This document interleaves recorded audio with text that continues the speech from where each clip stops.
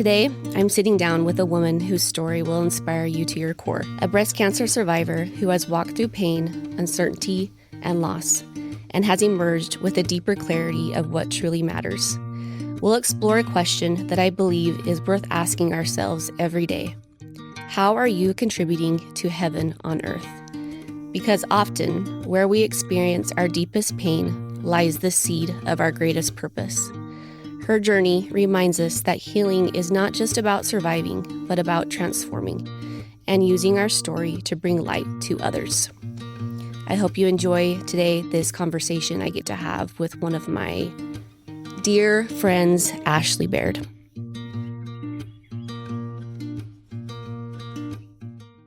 The Safe to Be Seen podcast is intended for educational and entertainment purposes only. Darcy and Brandon Burke do not claim to be experts. We have no intention to defend our beliefs or impose them onto others. This podcast provides a space to allow for us to share with others what it's like to be us. We desire to share our human journey with others. We advise you to seek professional counsel, therapy, and/or treatment from trained, credentialed, and certified professionals for any emotional, mental, and/or physical conditions you may be experiencing. You love each other, but do you truly see each other?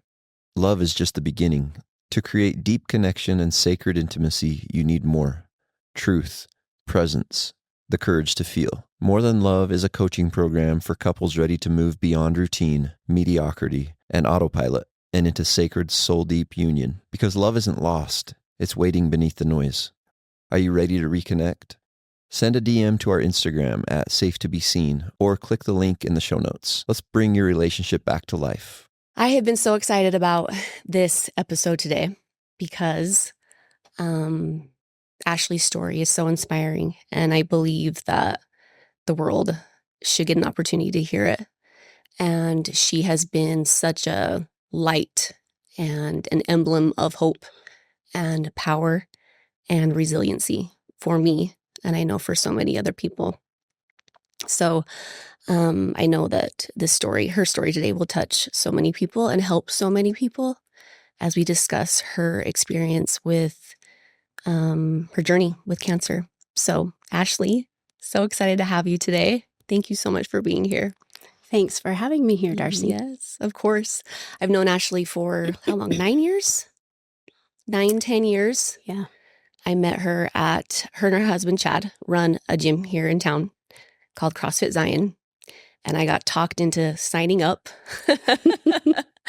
And Ashley runs the show there. And that's where I was able to meet her and have just developed a really beautiful friendship over the years. So Ashley, would you just start us out by telling us a little bit about yourself, about your family?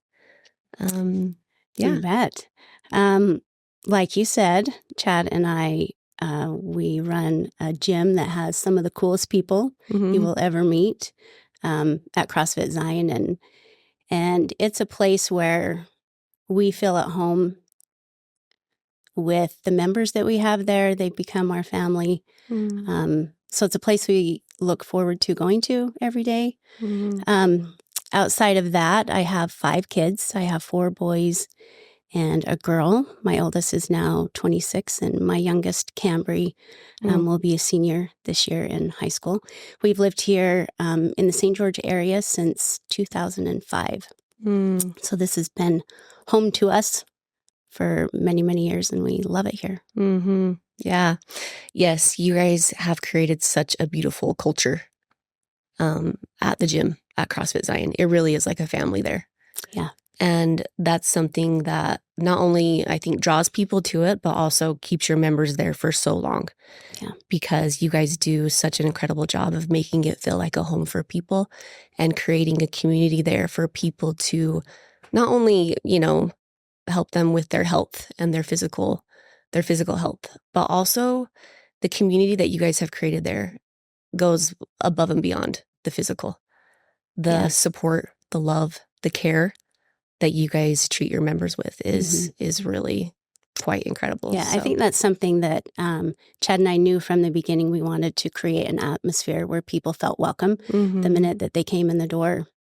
And, I know some people don't come for the workout. They come for the community that's there. It's their safe place. It's a place that they can come and really kind of release, what's going on in their life. There's no judgment, and people listen. It's that hour for them. Sometimes the workout is just the bonus part of it. For sure. So yeah, it's home to a lot of people, and we care about our members a lot, and we fill it back. Chad and I do. Over the years, it's been our place of support when, we've gone through tough times. They are who come back and support us. It really is. So we're proud of it. You should be. It's amazing. Thank you for providing that for this community and providing that for so many people who need that safe place and who need that support above and beyond just the physical. Yeah. So you guys are incredible. Thank you for doing that. Ashley, so today we want to talk about your journey with your cancer journey. And I'm just wondering if you could kind of take us back to that time when you, what was happening at your life around that time of your diagnosis, maybe leading up to the diagnosis. What caused you to want to go into the doctor? Just what your life was kind of like leading up to your diagnosis. Yeah, I've thought about that the last couple of days as I knew that I was coming here, taking myself back to early 2012. And I do recall, and I remember after being diagnosed, I remember a specific turn as I was turning on my road one day. And this was probably a few months before I was diagnosed. And I had this overwhelming feeling of, is this my life? Is this all that what is going on has to offer me? Am I content where I'm at? Am I truly happy? And it wasn't long after that. I'm probably going to say maybe 3 months. It was the day after Christmas, and I was in the shower. It was on December 26th, and we're so used to using like the loofah, the fluffy stuff, and I put it down that day, and I was using my hands to wash my body, and I did a swoop under my breast, and I felt this lump that wasn't there the day before. It just all of a sudden, and it was pretty prominent, and I was thinking in my mind, what is this? And I looked down trying to think, did I hit myself? Is it a blister or something coming? And it was definitely under the skin, and I remember standing in the shower thinking, is this truly a breast lump? I'm 36 years old. I'm young. And I got out of the shower that day, got dressed, walked out into the garage. Chad was out with my boys, playing with the Christmas. They had gotten some motorcycles that year, so they were out tinkering with all the, the new things they had gotten from Christmas. And Chad has a special relationship with all my kids, and all four of the boys were out there. And I had told him what I had found. I think he could sense the nervousness in my voice and what I was telling him. And I think I ignored it. I know I ignored it for a couple of days, but the prompting kept coming to me. And I laid in bed one morning, and then I called my mom, or I sent her a text actually, and I said, and it was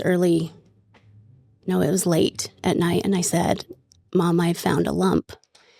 And she responded back, and, what do you mean a lump? And I said, I found a breast lump a couple of days ago.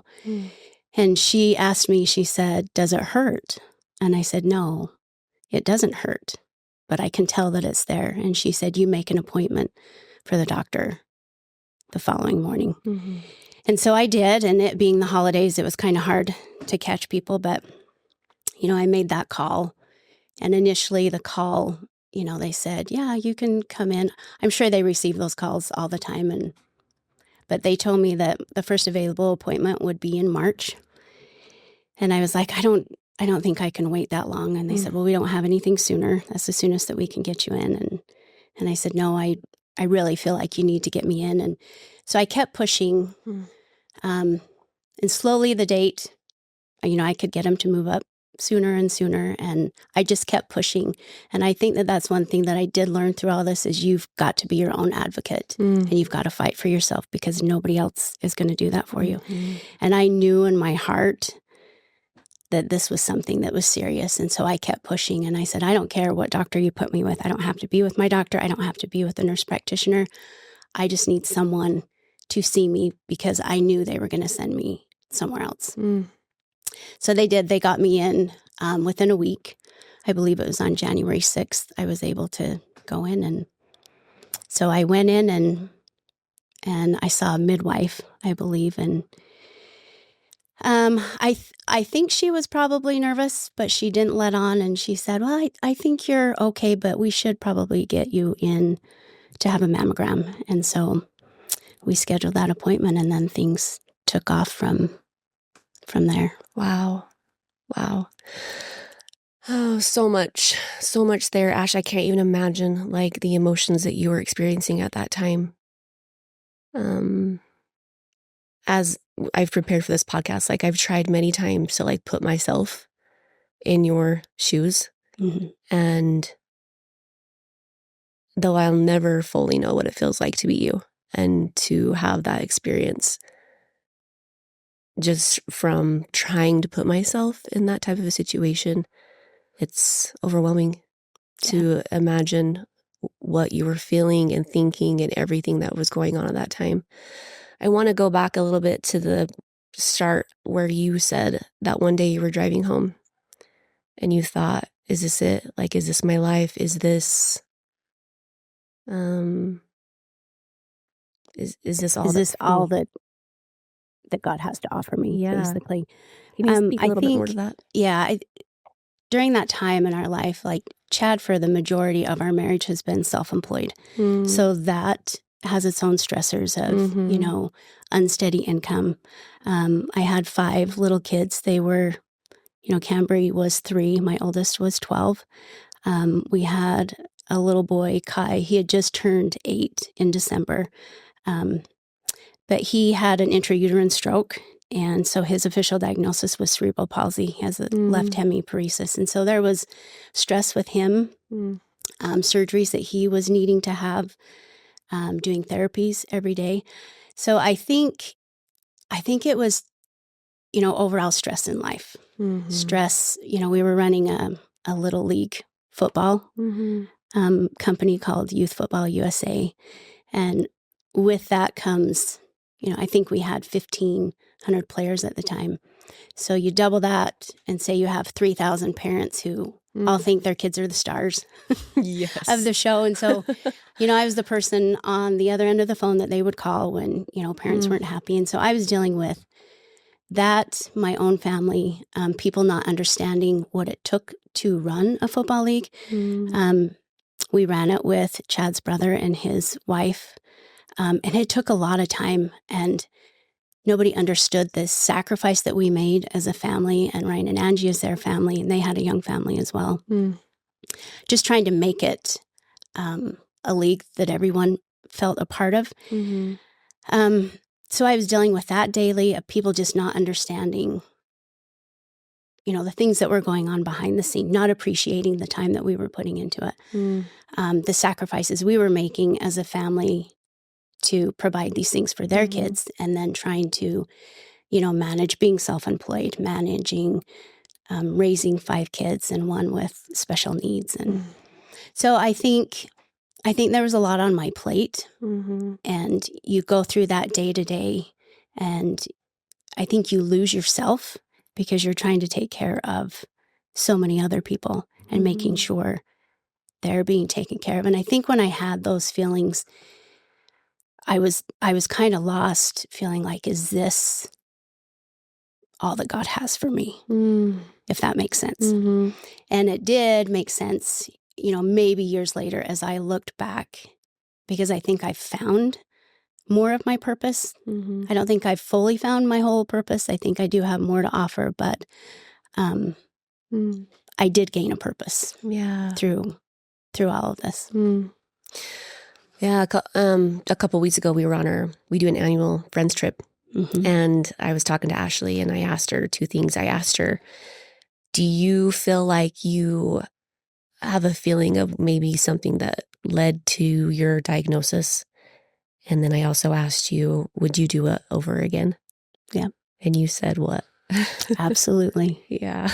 And for people to hear that, Mm. I think they could think that I'm kind of crazy, but until you've lived it, had the experiences that I've had, the people that I've come in contact with, the growth that I had within me, within our own family, with extended family, just even with the community, you can't fully grasp, I think, what I mean when I say I absolutely would do it again.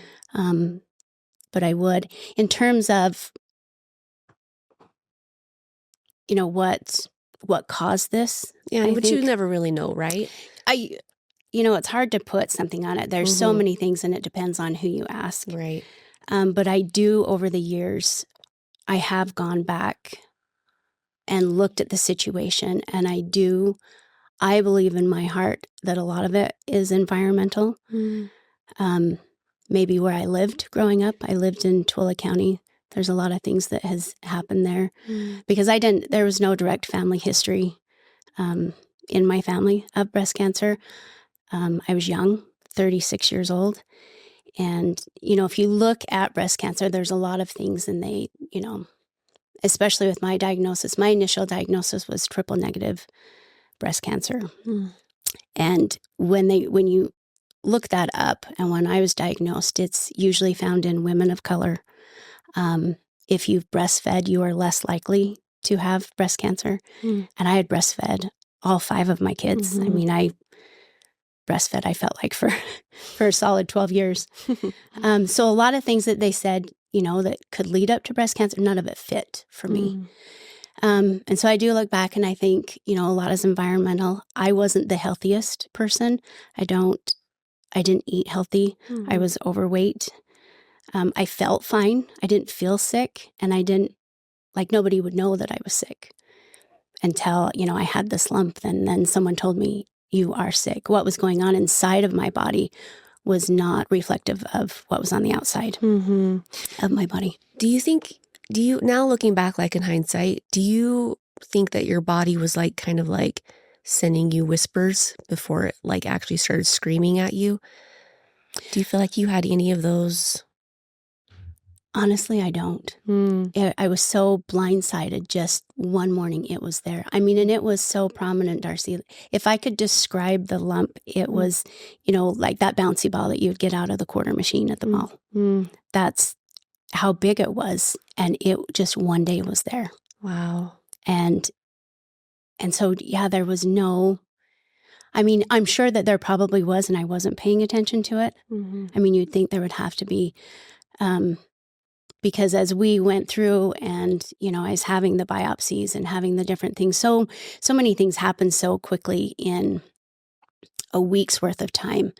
And that one lump that I felt was actually one of 6 that was in. So it had been there for a while. Wow. And moving pretty quick. I was, when they give you a diagnosis, they also give you a grade, and it's a grade 1, 2, or 3, 3 being pretty aggressive, meaning it's, it's moving pretty fast. And I was a grade 3. I was a stage 4, grade 3. Wow.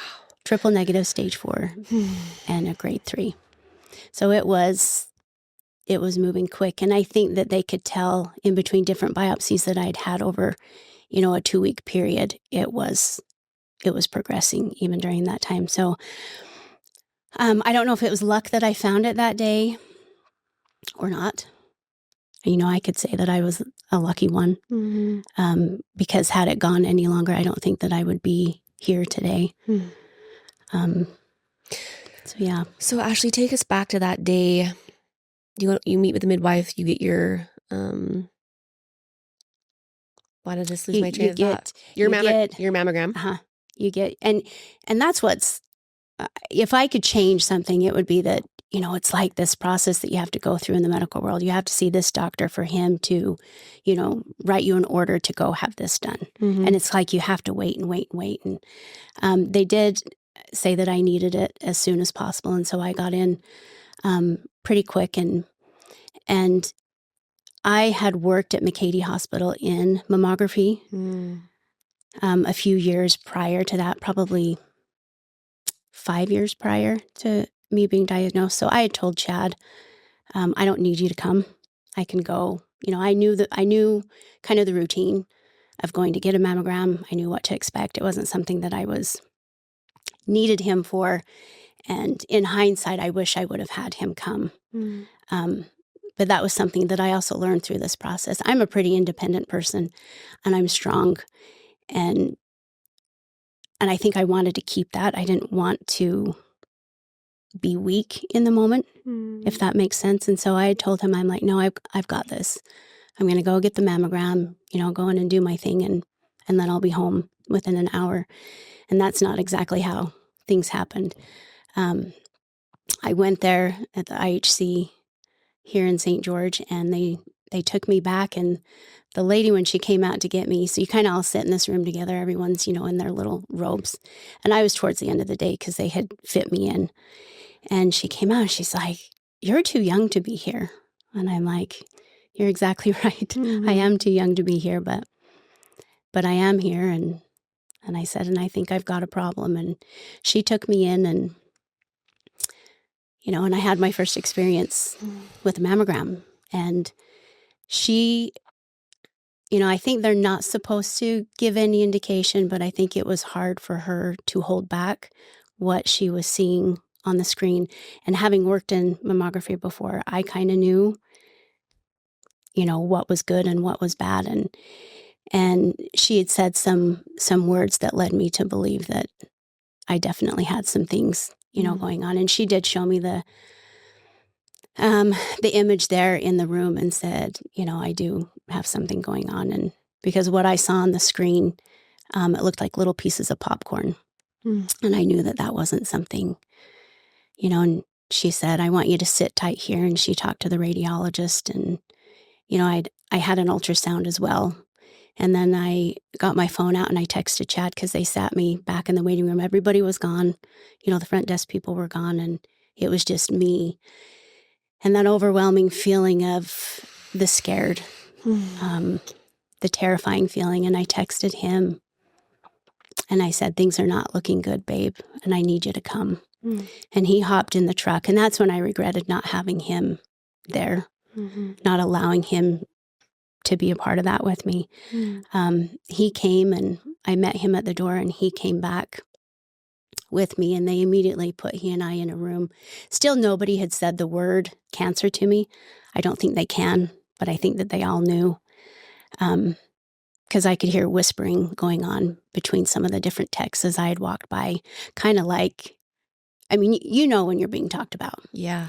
And I knew that they were talking about me. And they put Chad and I in a room, and they started this TV going on, and it was all about breast cancer, but nobody had told me that I had breast cancer. But they gave me some brochures, and Chad and I are looking at it, and we're looking at each other and thinking, nobody has said the word to us, but yet we're being prepped for it.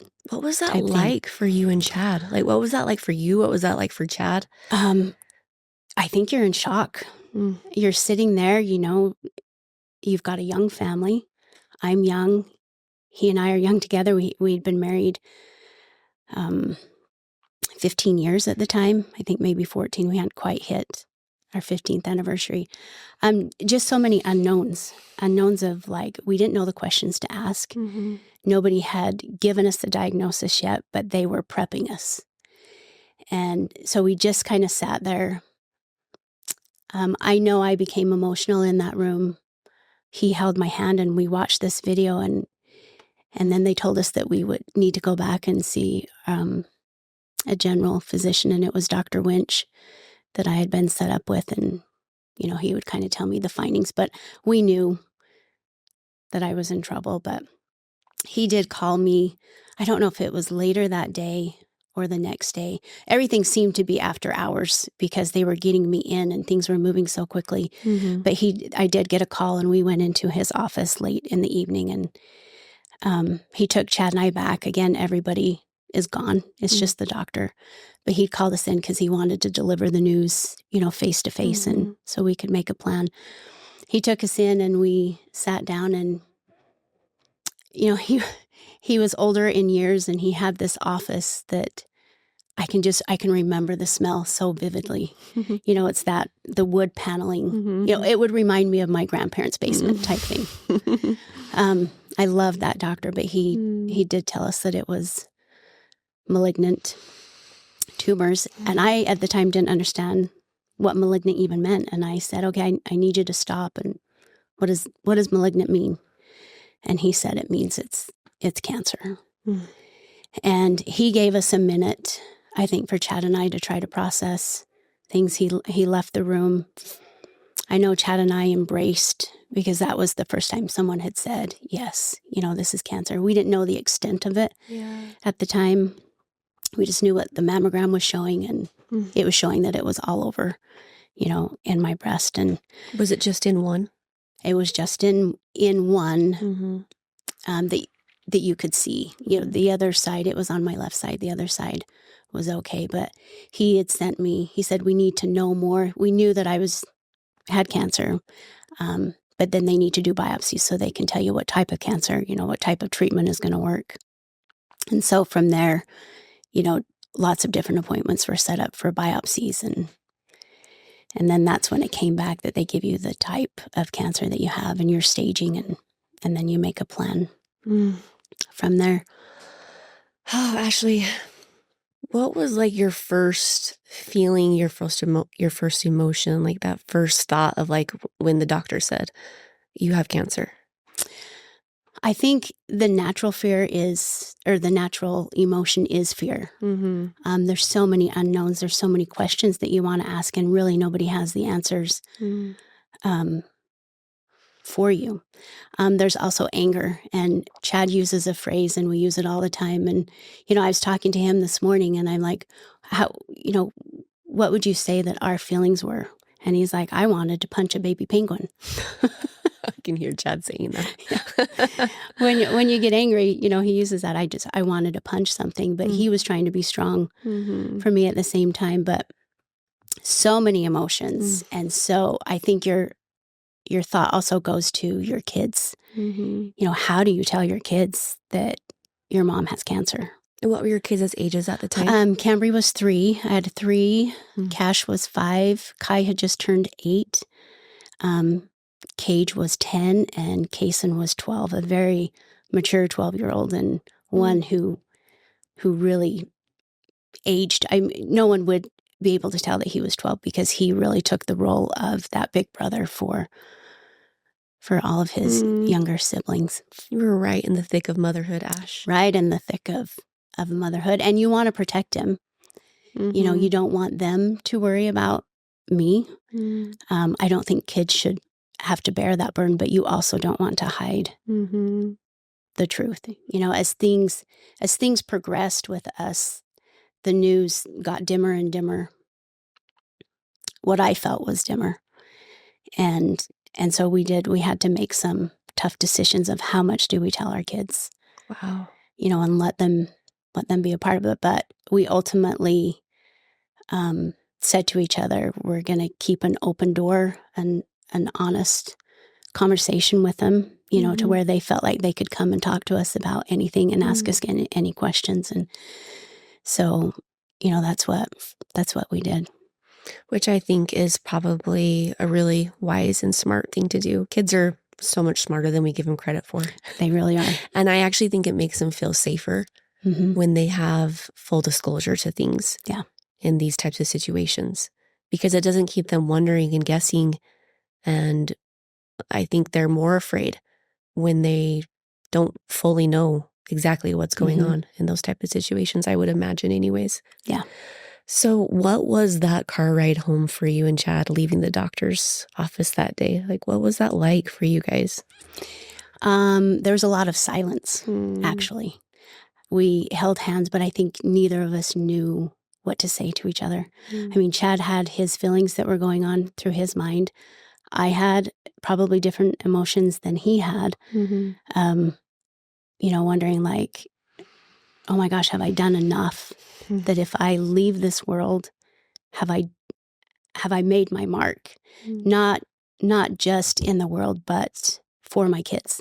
Have I taught them enough that they can continue on? You know, will they remember me? And so it was a long ride home. And I knew my kids were at home. Kason was watching them, but my parents were also here. I think they knew in their hearts the answers that we were going to receive that day. And I told Chad, I said, we can't go home yet. I can't face my kids, not yet. And I said, go to my mom and dad. And I'll go into that a little bit later, but how things came about that they found a house that was so close to ours is a whole nother blessing. But they literally found a second house that they had closed on the day that I got diagnosed with cancer. Wow. And it was just a miracle how that whole thing happened. And my mom bought a blow-up mattress and she never left. My dad went home because he had his own company, but my mom never left that day. But so we went to my parents' house. It's one of those, I think, I fell back and I needed my mom and dad. I had Chad there. I knew he was there, but I needed my mom and dad. Yeah. And you wouldn't think as a 36-year-old that you would have that, but I needed my mom and dad.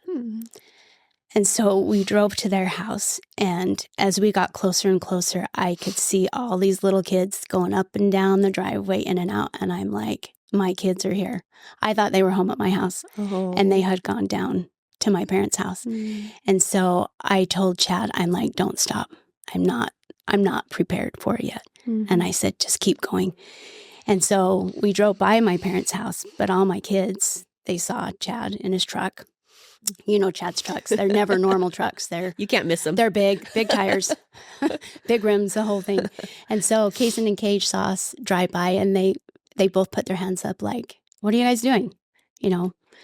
And Chad said, we need to stop and go back. And so the tears had already started when I saw them, because it's like your life just flashes, so quickly. You see all these little kids, and it's like, am I going to be here to raise them? But we went back, and they could tell that I had been crying. They could tell that Chad was emotional, and they're just looking at me, and they all gathered around me and hugged me as I'm, getting out and walking, and they're asking, what's wrong with Mom? And Chad took them and went in the front door of my parents' house, and I went through the garage because I was trying to hold it together.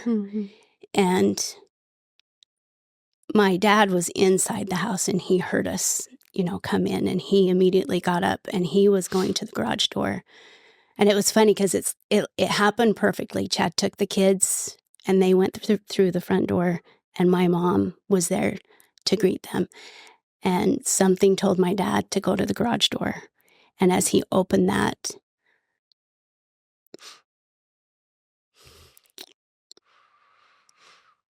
I was there on the other side. And he knew already. And he held his arms out. And I just collapsed in his arms. And we just hugged. We didn't say anything. I didn't have to say anything. He knew. And it was an embrace that I don't think I'll ever forget. But I was that little girl who needed her dad at that moment. And my dad and I, up to that point, we had a close relationship, but I was closer to my mom. I was the only daughter, and I had 3 brothers, and my brothers were probably closer to my dad, and I was closer to my mom. And it was at that moment, I think, that created a bond. And I felt safe. I felt safe in his arms and in his guidance. And not to say that I didn't feel safe in Chad's, because I did. But there's just something about a father and a daughter's relationship. It's powerful. It's powerful, and I trust every word that he says. And I always have. He's been that father figure that, you look up to, and you do what Dad says. And he's never led me, astray. And so I leaned into that, and, the kids were there. My mom took the kids. My dad and I talked for a minute in the bedroom behind closed doors. And then I think it was Kai or Cash at the time. And they came up and they said to me, "Can we have prayer?" I think it was Cash, and he was just 5 years old.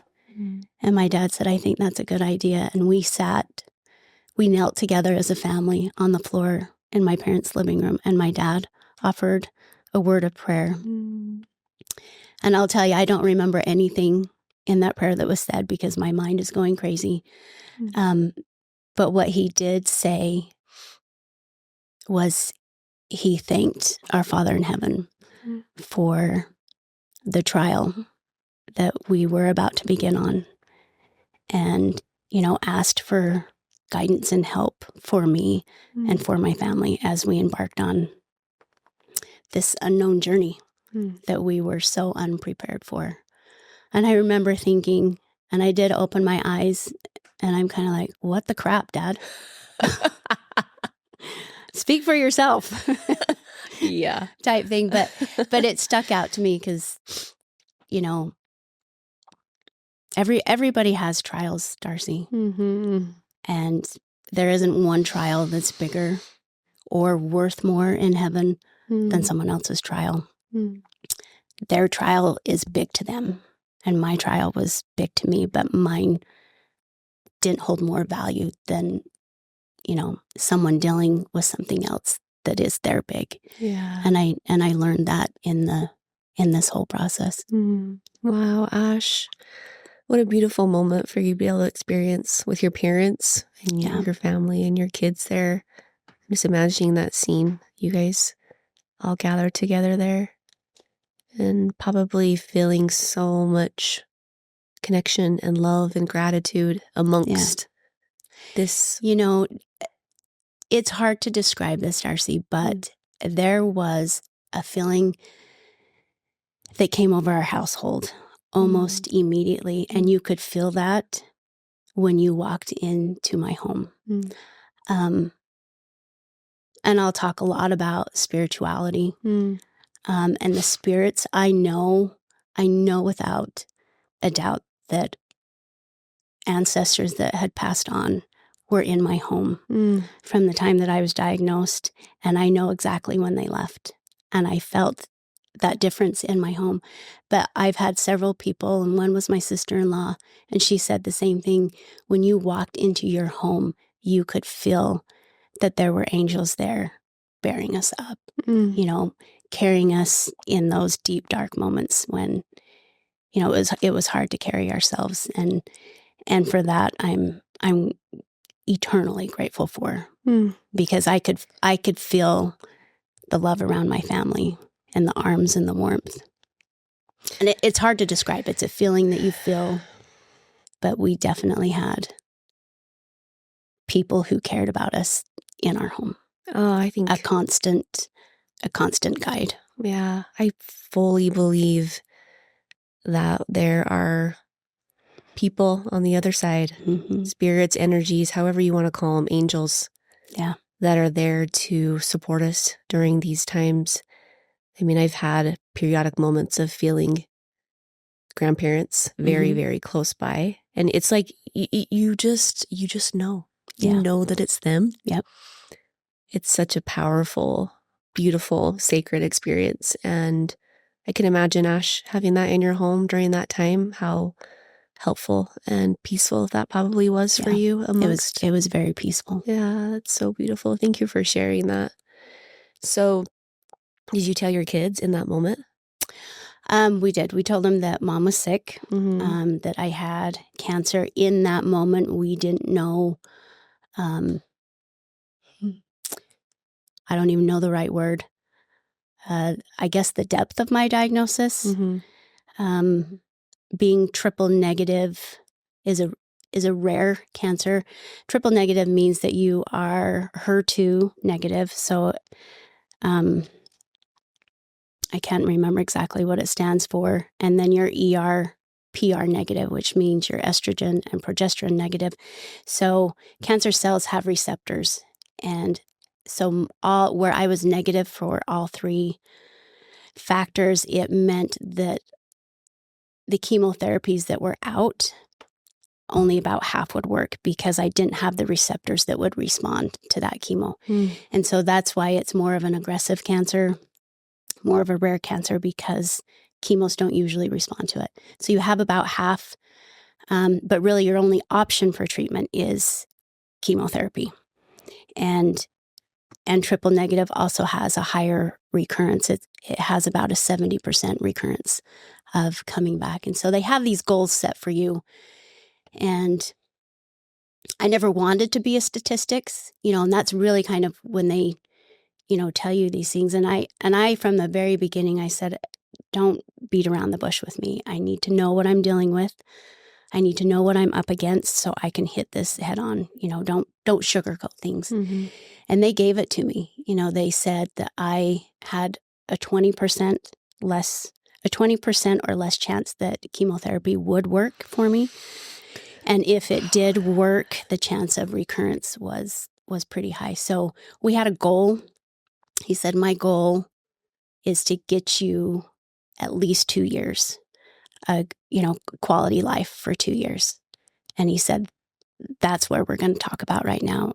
That's our goal, is 2 years. 2 years. 2 years. So then in my mind, I'm thinking, oh my gosh, I've got a 3-year-old. That means I'm only going to get her to kindergarten. My 5-year-old, I'm not going to get him, to the age of baptism. I wanted to get Case and graduate. You have all these things that start going through your mind of like, I'm not ready. My kids aren't ready, for these different milestones. But, the news of the diagnosis was nothing that anybody wants to hear. They take your information and it goes before a cancer board. And so it's not just one doctor kind of making your treatment plan. They talk about it with all the oncologists there, and they kind of get a plan that, everybody's kind of on board with. And the majority of the people on that cancer board didn't think it was worth treating. At all? At all. And they said, let her go home and live what time that she has left feeling good, because the type of chemo I was going to need to have was going to make me really sick. And so then you weigh that quality of life versus, quantity type thing. And if I wasn't going to be able to live, and have good quality, that type of thing. And my doctor at the time was Dr. Rupert. And he looked at me across that table when he was telling me, because I said, shoot straight with me. And that's when he let me know. He's like, they don't think it's worth, not that you're not worth treating. Right. But, what this chemo is going to do to you, because you're literally poisoning your body and everything good in it as well. And, he said, I can see the fire in your eyes and I can see the fight. And I'm like, I've got 5 kids. If you're telling me I have only 2 years, what do I have to lose in doing this? And he said to me, if you will let me throw the book at you, he said, I think we make a run for it. And he's like, I am in this to cure it with you. Wow. And I said, then let's go to work. So you'd even hesitate? There was no hesitation for me. I knew that we were in trouble, just by how many tumors that were in my breast at the time. And so I knew that time was not on our side and we needed to get to work. And he said at that appointment, so we were set up to have a double mastectomy at the very beginning. That's the first thing they do?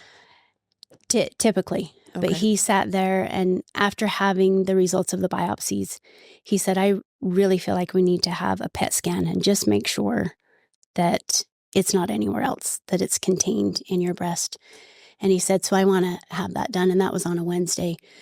So I had that PET scan, and that came up that I lit up in so many different areas of my body. And that changed the course of treatment. So that's when I then was told that I was a stage 4, was from a result of that PET scan. And they don't normally do a PET scan at the beginning unless if certain indicators warrant it. And in fact, my insurance didn't even cover it, that very first PET scan, because they said it wasn't warranted. Wow. To have it. But really, that PET scan is what saved my life, because instead of having surgery on that Friday, I had surgery for my port and my first chemo treatment. Had I had the double mastectomy at that time, I would have had to have waited a good 4 to 6 weeks to recover from such an intense surgery.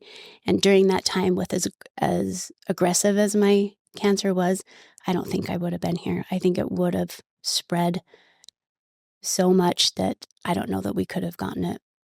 So many little miracles along the way, Ash. There is so many miracles. I know we're missing a lot because I've heard you tell a lot of them before, but yeah, just so many little special sacred miracles along the way, helping you along your path in this journey. Yeah. Miracles even in the choice of drugs, I think that they gave me. The November prior to me getting diagnosed, so I was diagnosed in January of 2012. There's a drug that was called Avastin, and it was actually taken off the market, not off the market for all cancers, but for breast cancer treatment. And so once the FDA takes it off the market, it's not covered by your insurance. And Dr. Rupert said to me, he's like, there's this drug that I feel strongly that you need to have. And I think that's the drug that's going to save your life. And he's like, the problem is insurance isn't going to cover it. And it was $11,000 a dose. And I knew I needed 8 of them. Wow. And I said, I don't care, we'll figure it out. The hospital actually covered they didn't cover it, but they allowed me to have it in the first treatment. And then they tried to get it through the, insurance. And obviously they denied it. But we had so many people around us that had done fundraisers and different things that I had enough set aside that I could tell the doctor, I'm like, so when it was time for my second treatment, I said, and he said, we can't do this. And I said, give it to me. We'll figure out how to pay for it. And so we did. And things worked out fine. But the miracle in that drug was, had I not had that initial diagnosis of triple negative breast cancer, I wouldn't have been able to get it at all. And I think I've told you before, 4 months into my treatment, my doctor came in, and I was towards the end of, I had to have 8 chemos every other week. And he came in and he had this piece of paper and he said, I need to talk to you and your husband. And I'm thinking, great, more bad news. Yeah. And I said, what else can you tell me? And he said, I've only seen this happen twice in my medical career. And he's like, but your diagnosis has changed.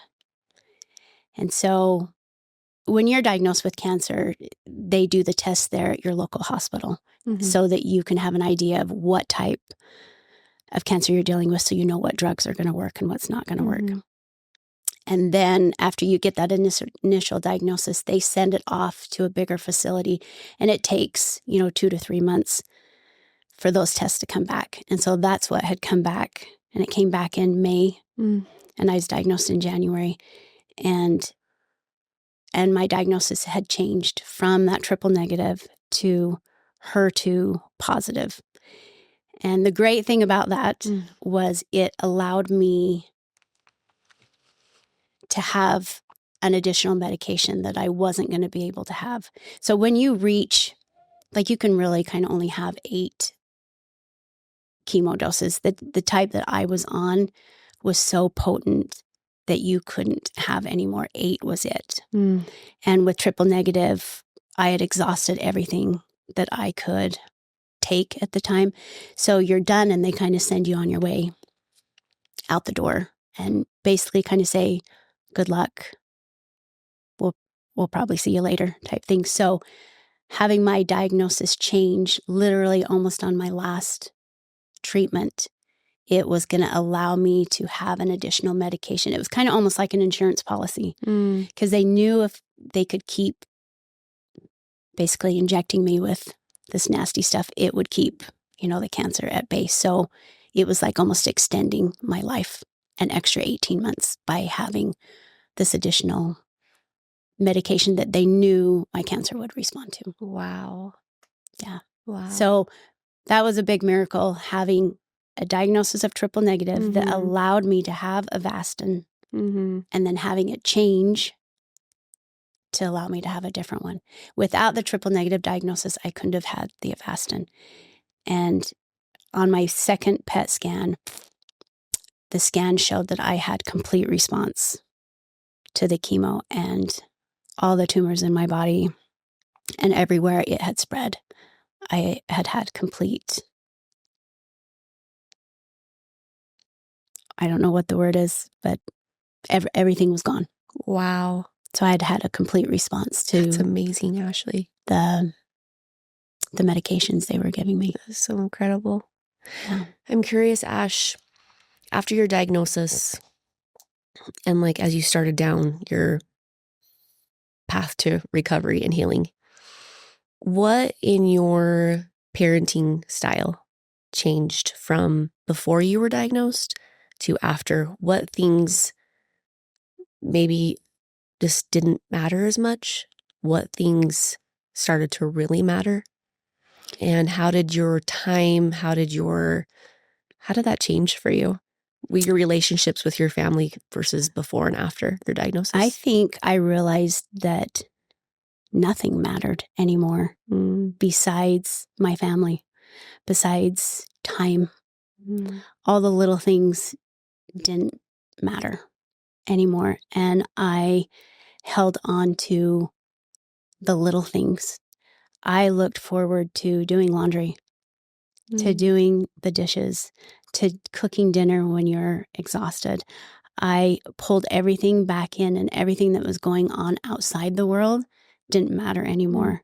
Having those intimate moments with my kids, sitting down and reading that book, really giving them the attention that I probably wasn't giving them because my day-to-day routine was so full of everything else that was going on in the world, and trying to be the best mom that I could be the perfect mom in my eyes, just showing up for them in ways that probably didn't matter in the scope of things. Your state creates your story, and nothing will change until you rewrite the script and elevate the somatic script so your body can finally call in what's meant for you. In Holos, we identify your blocks and rewrite the somatic story because patterns live in the body. We install new beliefs so they're anchored, embody new truth, rewrite the subconscious, and shift you from fear and lack into expansion and abundance in service to the divine feminine. Holos is where you rewrite your feminine story. It's where you anchor the freshest upgrade, the state your next chapter requires, and live from it every single day. If you're ready to stop trying to change your life from the surface and instead shift the body that creates it, apply now at www.holoshealing.info and step into the container that changes everything. Having a diagnosis and someone telling you, 2 years really puts a lot of things into perspective. Yeah, I can imagine. And you really look at, there's so many things that don't matter. And so it really changed the way that I looked at everything, how I spent my time, where I spent my time, and who I spent my time with really changed. And it really made me think, say I'm not here in 2 years. Will people remember me? Have I done enough?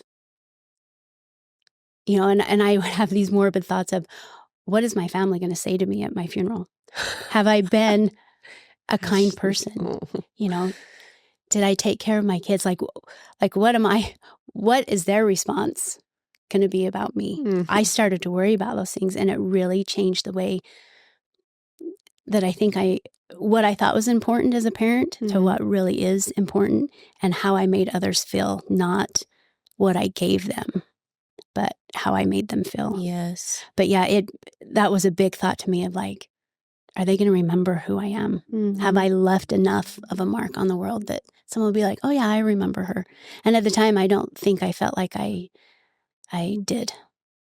You may not have thought that, Ash, but I promise you, just knowing you, there would have been plenty to say about you. I know, but I'm glad but that is it all good? I'm glad that wasn't the case, but trust me, it would have. Yeah, you don't need to worry about that. No. So what things were important to you before that, after? Like, can you name specific things? If you were to like sit down with a young mom who, diagnosis or not, but just any young mom, and say, having had the experience of having your life be put on a timeline, mm-hmm. like, what would you say to a mom about her presence and her what really matters? I would probably say, and I think it's so much worse now than even back then when I was fighting this, but I think we all try to come across like we have it all put together. Mm-hmm. I know I did. I'm like, I don't want anybody to think I'm weak. I want people to think like, oh, she's good. Look at her kids. Her kids are, great. They do this and this and that. And the outward appearance of things, I think every mom subconsciously wants. And it's not what's important. It's okay to be vulnerable. Mm-hmm. It's okay to let people know you're struggling. It's okay to, I guess, just vent that things are not okay. And it's okay that they're not okay type thing. I really had to learn that. And if I know a question that you had for me, if I could go back and redo things again, there are some things that I would do differently. And that would be allowing more people in my space. Because for me, I think when I was fighting, it was a sign of weakness. If I couldn't do this on my own, then I was weak. And I knew that wasn't true. But yet I didn't let people in that were wanting to be in to help me. It was hard for me to let my guard down because I didn't want to be weak. I wanted to be strong, and show Chad that I could be strong, that I could do this. And I wanted my kids to know that I was strong, and they did see that. But there's a lot of time that I feel like I suffered by myself. And that was at fault to me, not because nobody was around, but I didn't allow people in. And I don't know if it was out of embarrassment. Like I remember the day that I shaved my head, and instead of embracing that as part of the journey, and I would say I was probably embarrassed. I was embarrassed at what I would look like. And it took some time, and it was on Valentine's Day, and my kids had all gone to school, and I sat on the couch, and my hair had gotten to that point where you just didn't touch it because it was just falling out, but I wasn't ready to shave it yet. And there's a piece of hair that was hanging down in front of my face, and Cambry went to move it. And when she went to move it, the whole chunk fell out in her hand. And she's like, Mom, your hair just fell out. And I looked at Chad, and I got teary-eyed, and I said, it's time. We need to do this. And so my kids didn't know that it was happening, but we went in my bedroom, and I put a stool in the tub, and I put my head down. And it probably took Chad a good 40 minutes to shave my head, but I didn't look up once at him. In fact, I made him leave the room. And I don't know if I thought that he wouldn't love me looking the way that I looked. It took me probably 5 minutes for me to look at myself in the mirror. I just kept my head down in the tub as I looked at all the hair inside, and I just cried. But I had nobody around me because I wouldn't let anybody be there. And so I was trying to keep, I don't know if you'd call it like a brave face. And so I regret not allowing people. They were there, but I didn't allow them in. And looking back at that, I needed someone there at that time. And Chad had left, and he took Cambry up to the school because it was Valentine's Day, and Cage was 10, and they had learned these dances that they were going to perform, and I wasn't going to go. I mean, I just shaved my head. My kids didn't know that this was happening. And I just had this feeling come over to me of like, I looked at myself in the mirror and I'm like, it is what it is. But at that moment, it was like, that was the day I became sick, because nobody knew you were sick before. I could go to the store. I looked fine. I still had my hair. I was sick inside, but nobody knew I was sick. And when you lose your hair, it's like, that's the day you become sick to everybody else. They look at you and they know, oh, she's sick. And I grabbed this cute little hat that someone had given to me, and I got dressed, and I sent a text to Chad, and I said, I'm coming. And so I went up to the school, and I walked in. He had saved me a seat, and I sat down, and Cage looked at me, and he's wise beyond his years, as a 10-year-old little boy, and he was doing his dances. He had a dance card filled with girls, and he saved the last dance for me, and he came over to me, and he said, Mom, I'm so glad you're here, and you look so pretty. And it just melted my heart, and I'm like, if my kids are okay, and he showed me strength that day. You know, he wasn't like, and really as he came over to me, he's the type that he would rip the hat off and be like, what did you do, Mom? Type thing. And as he came towards me, I kept thinking, don't pull off the hat. Don't pull off the hat, Cage. Keep it on. But yeah, he showed me today how mature he was at 10 years old. So sweet. So it kind of changed me a little bit. But yeah, I wish I would have let people in more than I did. And eventually, you know, because I fought for so many years, I did allow that to happen. But at the beginning, it's hard for you. I wanted to do it all myself. Why do you think you did want to do it all by yourself, Ash? I think because I didn't want to show weakness, which is terrible. Because I don't think allowing people to help is really a sign of weakness. No. I mean, for me, I would tell someone, you are crazy. Yeah. Why would you think that? But for me in that moment, because I was such an independent person, and I was a strong person before being diagnosed. That's just how I was raised. That's how my parents raised me. I was feisty then. I'm probably more feisty now. But I think I underestimated just how strong I was. But I think I wanted to show people that I could do it on my own. And in that process, I think it's easy to push people away.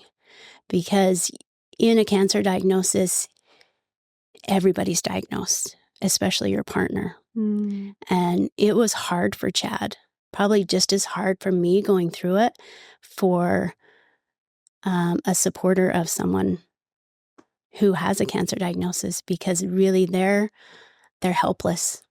And to watch someone suffer and not be able to do anything for them. I mean, you know, with your kids, if you could take away their pain, if they were diagnosed, you as a mom, as a parent, you would do everything you could to take that away from them so that they don't suffer. I think that's just a natural thing.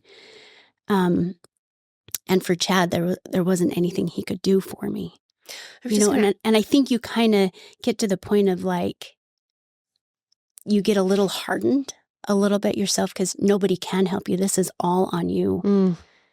But there's growth in that too. But there's a different type of sympathy I think you need to have for your partner, because allowing them in helps them to know that they're doing something.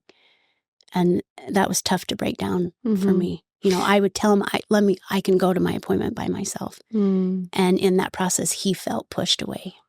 Yeah. And that was not something I wanted to do to him, but I know I did. I want to ask you more about your and Chad's relationship, but first, like, now looking back, Ash, do you really believe that was something that you had to do on your own? Or do you see now, by letting people in and by letting people help you, that was actually part of your cure? I do. I feel like a lot of what helped me, Darcy, was the mindset that I went into it with. And then everything else was kind of a bonus. So many people, I think, can get angry. And trust me, there were those moments of, I'm pissed off, like, what did I do? And this is terrible of me to say, but there was a time in my life where I'm like, people who get a cancer diagnosis, they've done something crappy to someone. This is karma, and I'm like, the worst thing I've done is maybe cut someone off on Black Friday with my cart in Target. And am I getting cancer because I did this? Actually, type thing. And I think there's things to be learned 100%. Going through something like this. But I knew out the gate that mindset was everything. And I could go one of two ways with it. You could sulk and be the why me, why is this happening to me?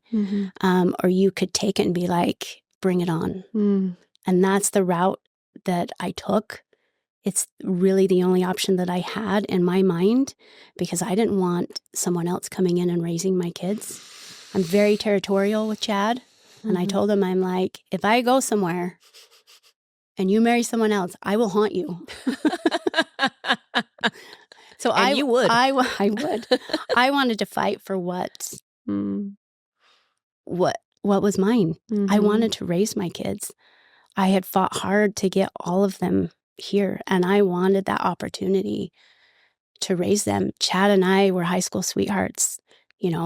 We thought that we were going to grow old together, and I wanted to be able to do that. We have a bond that's hard to describe. We've been through so many ups and downs with each other. We're the yin and the yang to each other. You guys are. You have a beautiful relationship. How did that change, Ash? Like your guys' relationship pre-cancer and post-cancer? How did that change for you guys? It became a lot deeper. A lot deeper.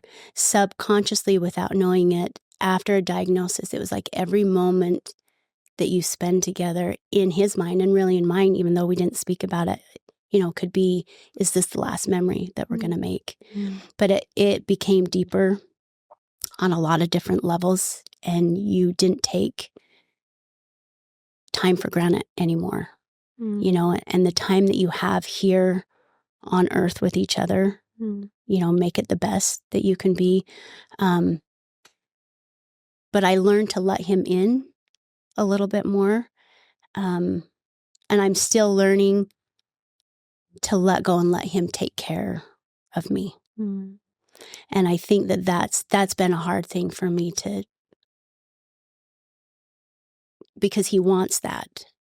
He needs that. A man needs that, needs to know that he is taking care of his girl. It's a need of theirs, like the masculine. It's so much a part of their divinity within them is being able to provide that for their woman, for their partner, their person. And I think as women, when we are too hyper independent, it creates like this disconnection between the two.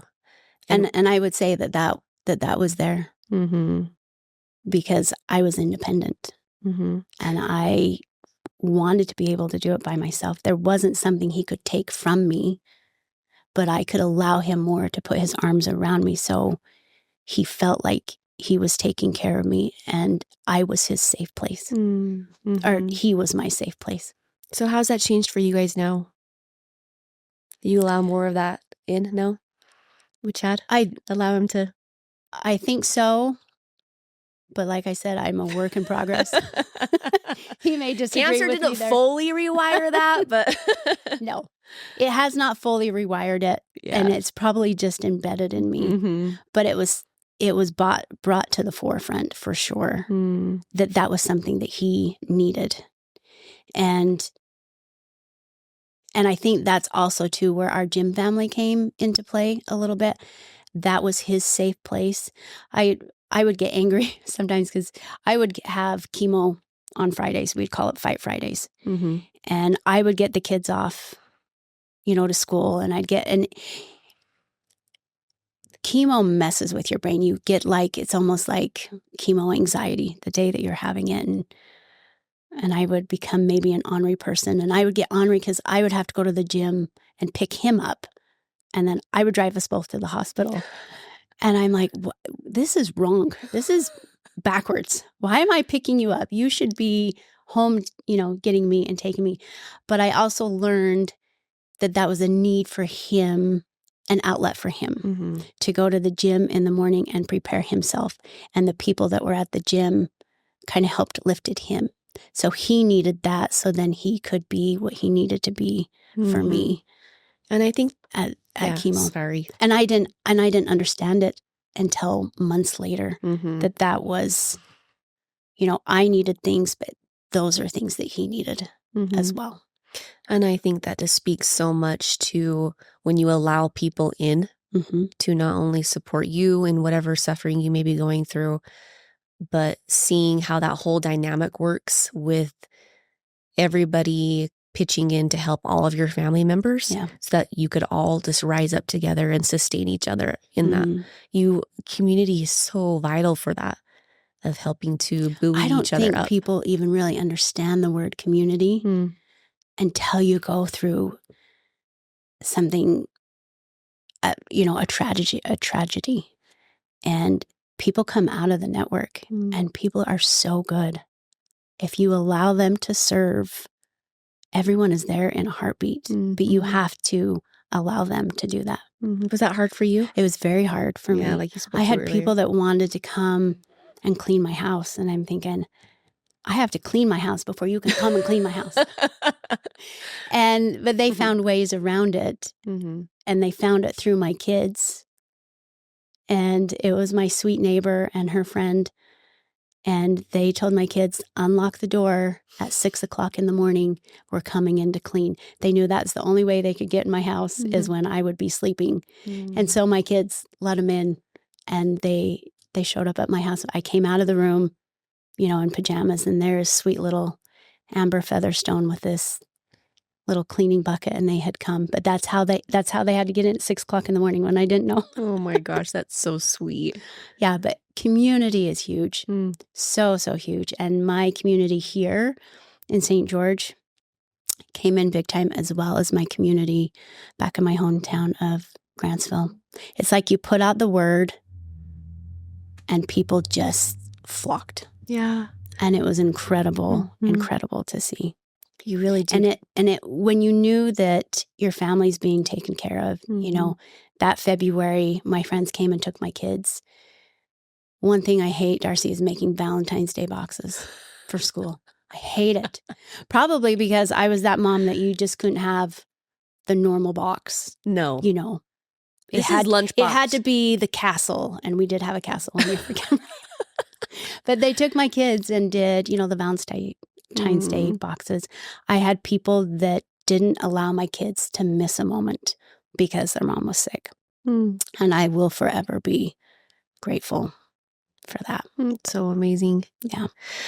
So let's do a little bit more, carry on with a little bit more of your journey. So then you started with the chemo, and then you got the mastectomy, right? After you did the chemo. And then at what point, Ashley, during your journey, did the doctor come to you and say,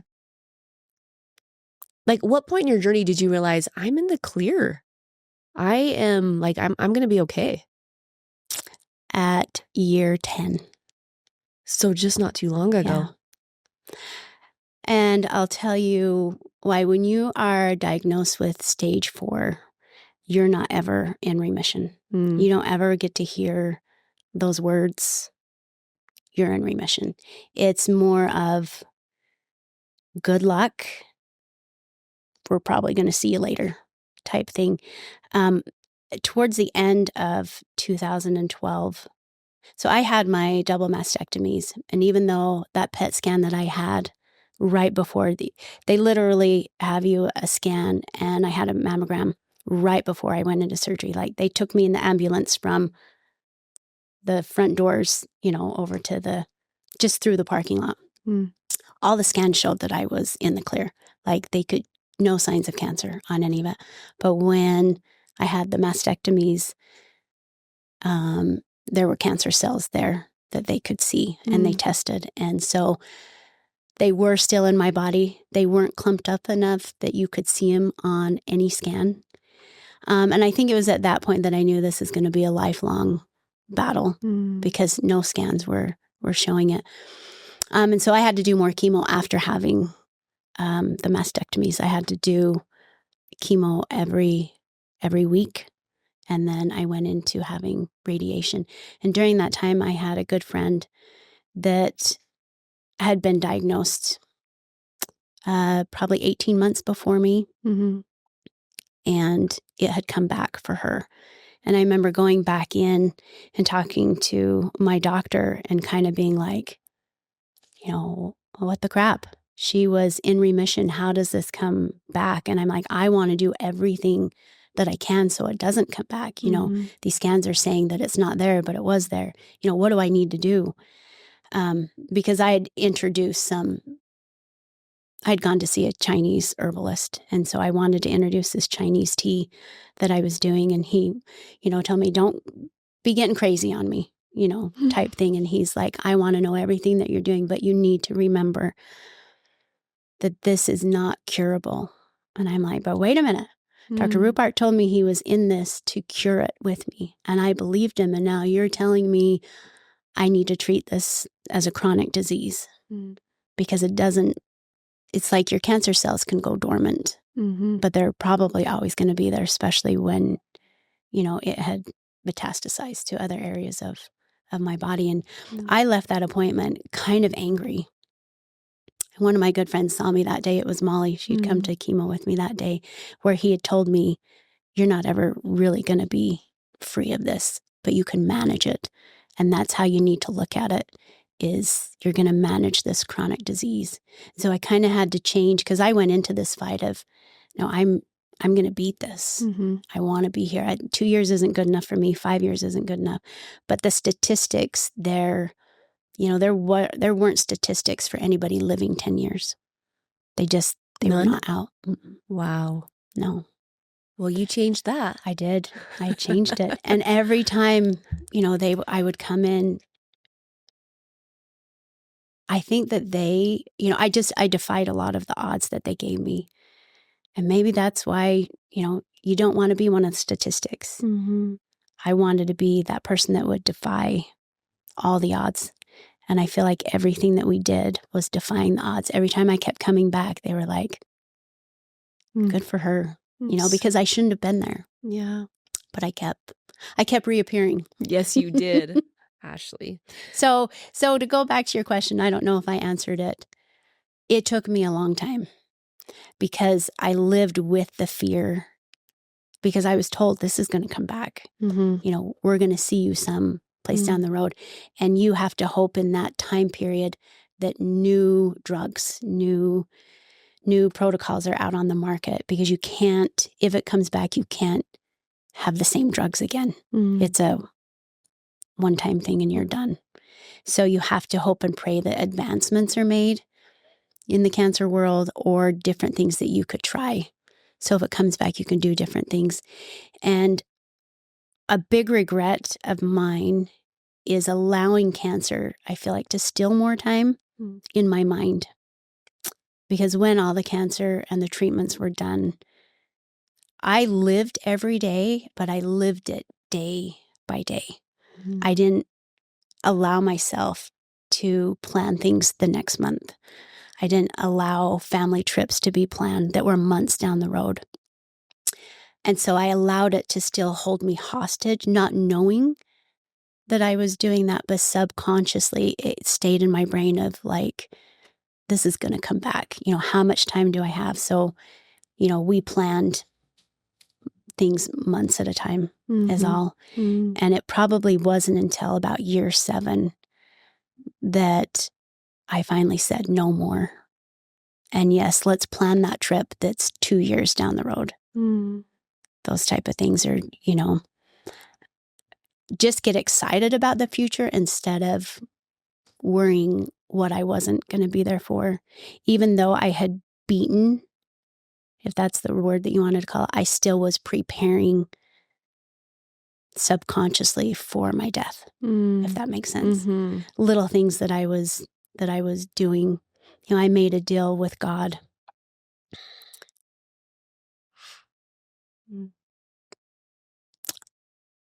On a really hard day for me. And I asked him, if you will let me, allow me to stay here at least 5 years. Give me that opportunity. I wanted to get Cambry into kindergarten. I wanted to see her on her first day. I wanted to get Cashton baptized. Cage I didn't worry about. I don't remember making a deal for him. Case and I wanted to make sure that he graduated from high school and at least got on his mission. And I just said, allow me 5 years. Give me that. I can prepare them enough in that time frame that I feel like it would be okay if I went. And so I did. I did the letters. I think I told you I bought the Christmas tree ornament that I hid in my house that was a pair of wings that I'd hoped they would find one day if I wasn't there with a message. When we'd gone camping, it's a tree called the Papa Tree. And we'd go there with Chad's family and everyone would take a picture of it. This particular year, I went around the opposite side of the trunk and I carved in that trunk, Mom loves you. And so every opportunity, I was trying to leave messages for my kids, for my family. I took Cambry, I think she was 5 or 6, and I did bridal pictures with her because I didn't think I would have that moment with my only daughter to go and have bridals. And so I got her that fancy dress. I let her put on my veil, and I put my wedding ring on her finger. And we had bridal pictures. Her as a little girl down in the ravine of the Virgin River. So I did little things like that in my mind, even though the scans were okay. I didn't know if I was going to be okay, and so I was preparing. And I probably prepared for those 5 years. And when Kaysen left on his mission, it was hard for me. And my stake president, when he set him apart for that, I think he knew what I was thinking because I had told him my deal with God. And we were at that 5-year mark. And it was almost like sending Kaysen off.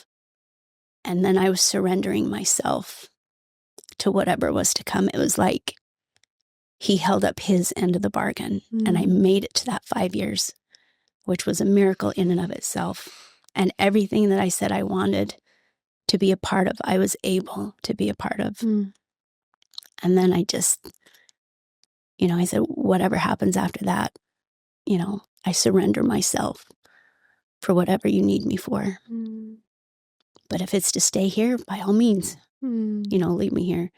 And God kept me here, Darce. Yes, because my kids all needed to graduate from high school. What are you saying? Chad couldn't have done it? No. Listen, my kids can tell that man anything and he believes it. If they have the flu, he's like, okay, you can stay home from school. That's amazing. So God was like, yeah, we need to leave this chick here for a little bit longer. Ashley, we have limited time, but I wanted to have you speak to how your spiritual, religious, your relationship with God, what that was like for you, how that helped you through that time, and maybe how that's transformed to now. It's big, Darce. It's big.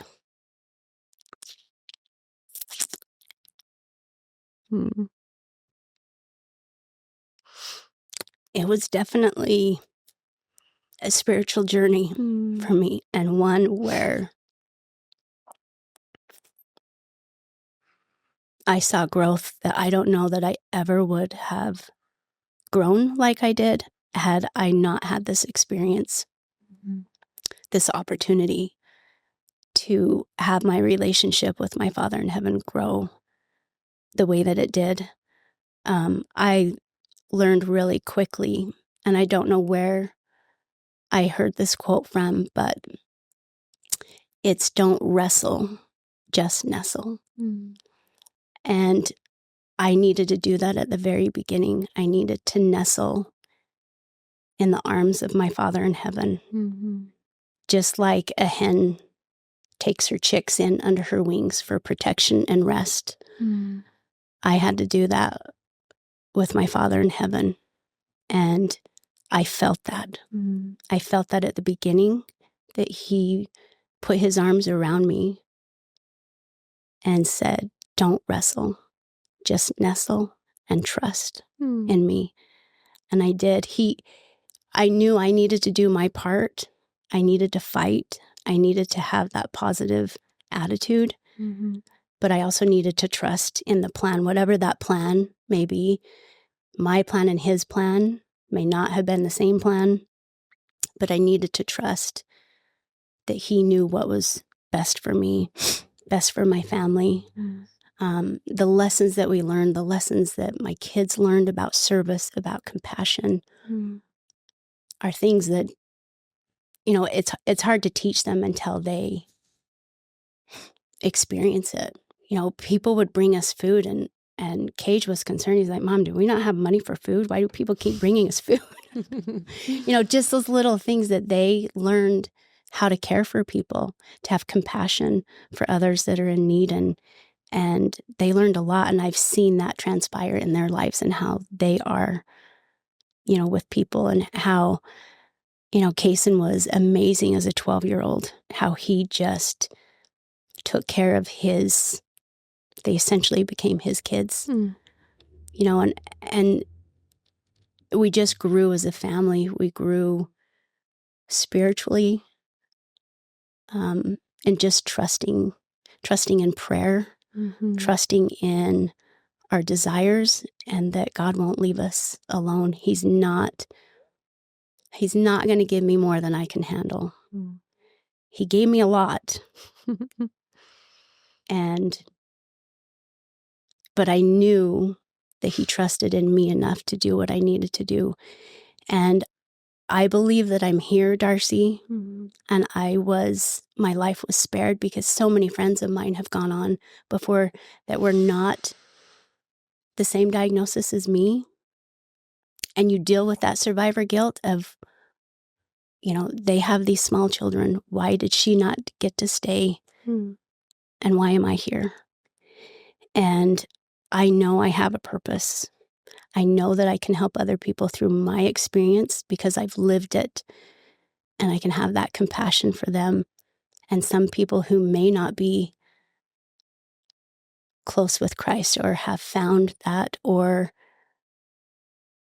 the spiritual aspect of things, if I can help them feel a little bit of that to help guide them through that, because to me, that's the only way that I came out on the other end. Was through that, was through the power of prayer, was through the trust, in Christ. And so my relationship with him grew leaps and bounds.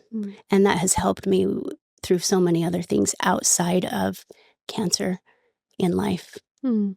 It's so beautiful, So yeah, I needed to go through it. Like there was a purpose. It wasn't because I was being punished because of my Black Friday actions.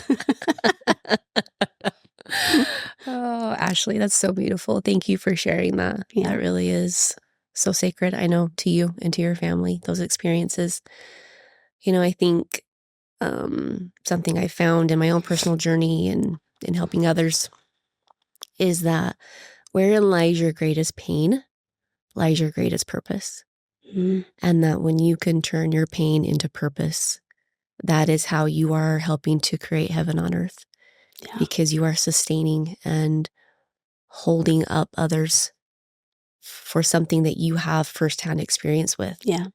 And it's been beautiful watching you in your journey with that. So I want to speak a little bit to that, of how you have turned your pain into your purpose, and how you are helping other women along this path of supporting them and loving them on their journey. We want to talk a little bit about what your gym does, Battle of the Breasts, this nonprofit that you have started to supporting women. Can you speak a little bit to that? Yes.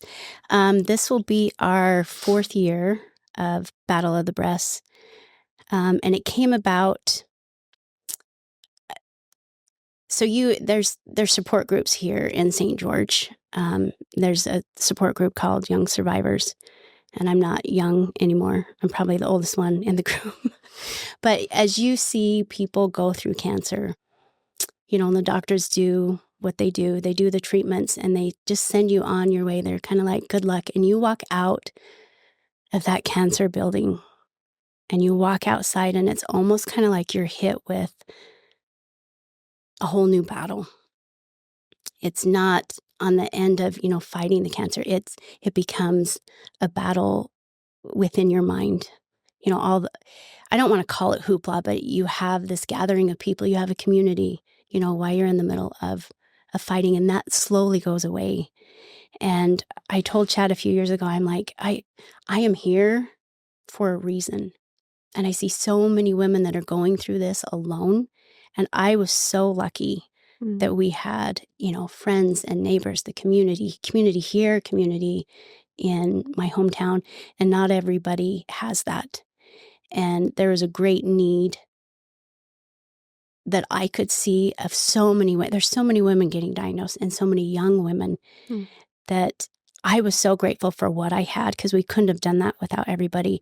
And I wanted to be able to give that to other people. And if I could be just an ounce of hope for them, it was something that I wanted to do. And so within our gym, we started the foundation. It's called Battle of the Breasts. And we do it, through fitness, a fitness competition, but we get the whole community behind it. And we pick women within the community that are battling it and that could use some support. And we bring them in, and we go to battle for them.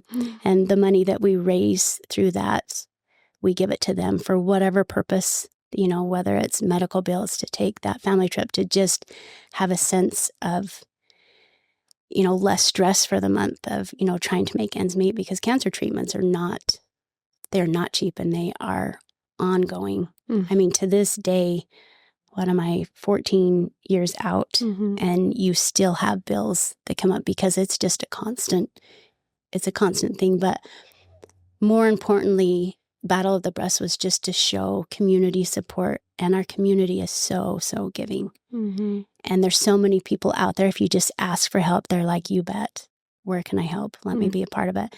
And the event itself, does come down to a fitness competition, but what is felt at the event is so much more than that. You have all of these women that come together.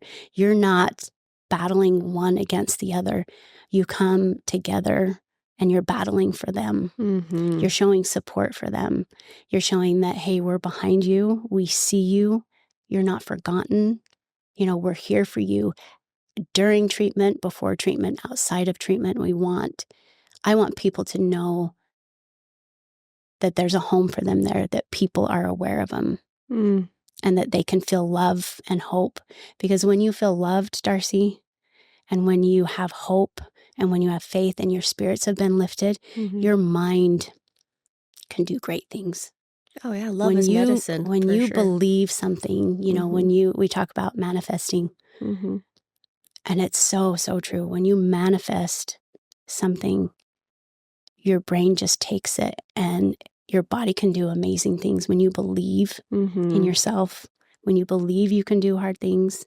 And so trying to help women stay in a better mind frame, because it's so easy to go down that dark hole and to get, exhausted and to feel sorry. And the minute that happens, so many different things can change. And so if I can be that little bit of hope, the little bit of light for them, then I know I'm doing something good in the world. And And they can talk about that at my funeral if they need to. Actually, I have I could speak so much, but we're not talking about funerals right now. Ashley, let's talk about funerals. Okay. So it's amazing. The Battle of the Breasts event is so powerful. And I've been gone somewhere. I don't know where I was in some of the years. So I wasn't able to make it, but last year I was able to come and volunteer and help. And the energy there is so potent. When women gather together are powerful as it is. But when people better watch out. They better watch out. When women gather with a cause and a purpose of women supporting women. And strong women. Oh, it's unstoppable. Mm-hmm. Like, even so when is this event this year? It's September 27th. So it's on a Saturday. Is it too late? Can people still sign up a team? Yep. You can still sign up a team. We have 3 divisions. So it's kind of like a beginner division, an intermediate, and then an RX. So it is, I would say, more CrossFit based, but doable, especially in the beginner/fitness division. It's something that everybody can be a part of if you want to be a part of it. And like I said, yes, there is a competition aspect for it. There's prizes for the winners, but it is so cool, Darcy. When you see one team or you see a girl out on the floor that is struggling, how many women come around the side and just cheer that person on. I get chills just thinking about it. It's so awesome. It's a feeling that you can't describe. It's something that you have to feel when you're there because it is indescribable. Oh, it's amazing. Put strong women together in one big room. Watch out. You better watch out. You better watch out. It's an event that I say that I'm very proud of, but it's also an event that I couldn't do it by myself. And there's a community there at CrossFit Zion that shows up day in and day out for the ideas that Chad and I have. And we have crazy ideas sometimes, but everybody is there. Everybody wants to be a part of it. And so many people come out to support. And this year, we have taken on 4 ladies in the community that I really feel like need our love and support. And so we will bring them there that day and we will introduce them and they will get a feel, of what the day is, and the money that we raise prior to that, we have sponsorships available, and then all the money that we raise that day, we actually give to them at the end of the event. And so amazing. So September 27th. September 27th. In St. George, Utah, CrossFit Zion, if you live in this area and you got nothing going on that day. Yep. Or even if you do, please. If you do, cancel it because you want to be here. Because the energy there, even if you're not participating, you guys have an amazing raffle. Like, people donate incredible items. If you come for the raffle, friends, you don't have to do Black Friday shopping. If you win, yeah. Yes, no, it's so powerful. You guys have food trucks there. There's so many companies that donate awesome prizes, awesome gift baskets. So it is, the community is so generous. So generous. So it's fun. The auction is good. So the company is better. Yes, it is. It's so fun being there. I'm so excited for it again this year. So where can people sign up and where can people donate and sign up to be a sponsor? Like, tell us more about how people can participate. So you can go to our website, battleofthebreast.org. Okay. You can sign a team up there. You can also, if you want to be a sponsor, you can sponsor there. We have different levels. If none of the levels meet your needs, any donation amount is great. You can just reach out to us. We have an Instagram, Battle of the Breasts, as well as you can email me, Ashley at battleofthebreast.org. Okay. You can reach out to CrossFit Zion. We're on, social media. Okay. We'll make sure and put a link to all this in our show notes. Perfect. So that people can have access to that. Yep. But, and if just come and buy a ticket to the raffle. Heck yeah. It's amazing. It's such a fun environment. It is. It's fun. Such but a good cause. People will come for the workout sometimes, but people stay for the community.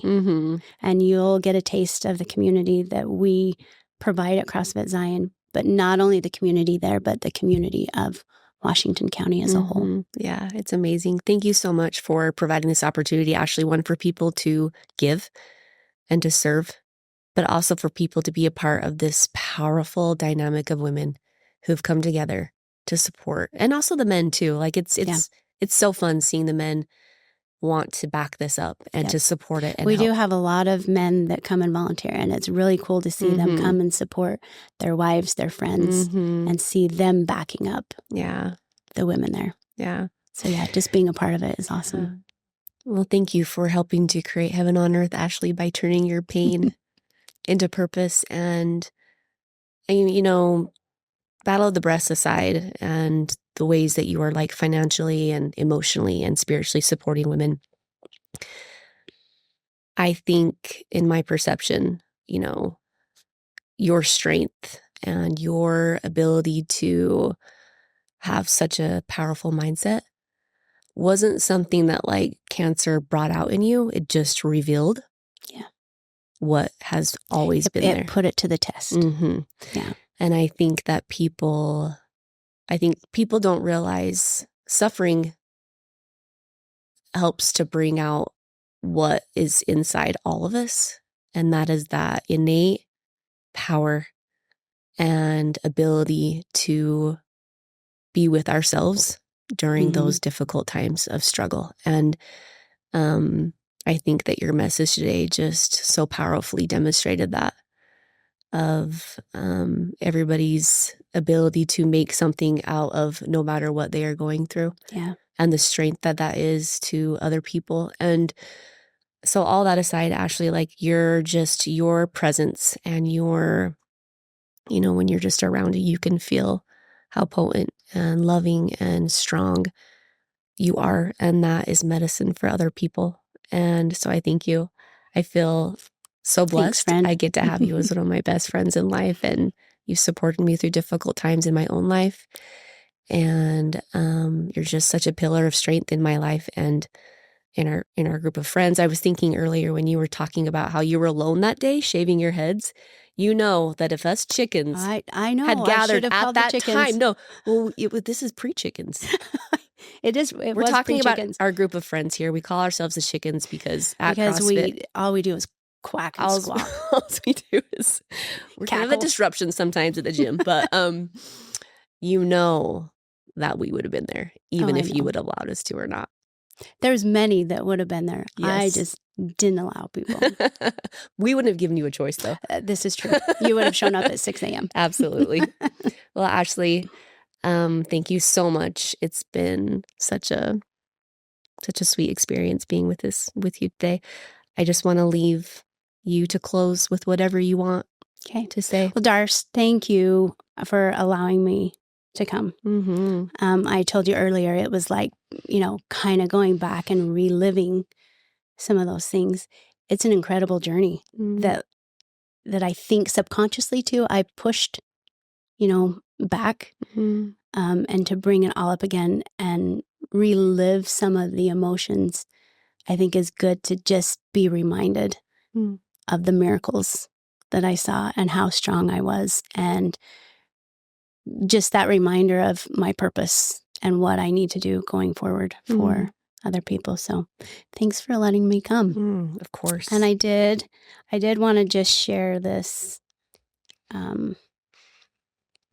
this quote that was something that I had with me that I read often when I was going to my chemo treatments. I would almost read it every Friday before I'd go.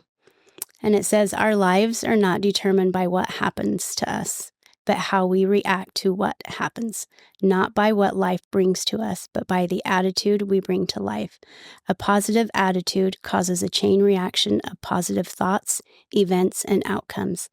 It's a catalyst, a spark that creates extraordinary results." And I think that really did for me. That's so beautiful. Thank you, Ashley. Thanks, Darce. I love you, friend. Love you. When we off on a hot day, resurrecting my body. You've played the part, fulfilled your role, built the business, carried the weight. But lately, something's off. The success you've created on the outside doesn't match how you feel on the inside. You're burnt out, disconnected, numb. This isn't weakness, it's a signal. It's not a crisis, it's a sacred opportunity. Getting Lost is Being Found is a coaching program where high-performing men rebuild from the inside out.